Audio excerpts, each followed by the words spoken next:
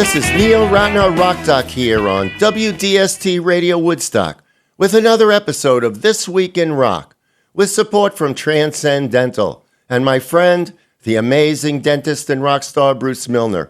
Visit Transcendental, his stunning new office at 2 Maverick Road on the corner of Maverick Road and Route 375. Andy Warhol was born on August 6, 1928. Warhol was best known as a visual artist and is considered one of the most important American artists of the second half of the 20th century. However, in 1965, Warhol decided to try his hand in the music business when he became the manager and producer of the band The Velvet Underground. Andy's first suggestion was for the band to add German singer Nico. Warhol then produced and financed the Velvet Underground's debut album and helped the band get a recording deal. And as Lou Reed relates, because of Andy, they were able to do things in the studio that most engineers would have thrown out immediately. The advantage of having Andy Warhol as a producer was that because he was Andy Warhol, they left everything in its pure state. And they would say, "Is that okay, Mr. Warhol?" And he'd say, "Oh, yeah." And so they didn't change anything.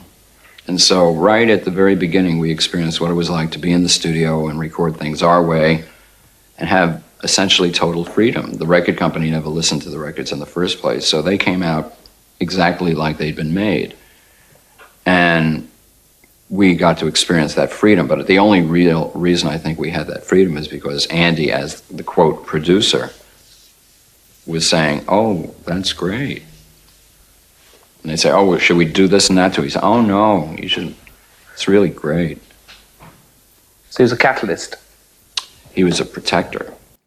During their stay with Andy, the Velvet Underground became part of his multimedia roadshow, Exploding Plastic Inevitable, which combined Warhol's films with the band's music. Warhol included the Velvet Underground with his show in an effort to use rock as part of a larger interdisciplinary artwork based around performance. David Bowie was especially influenced by the Velvet Underground's debut album, and later said, "I actually played Waiting for the Man in Britain with my band before the album was even released in America." Talk about one-upmanship.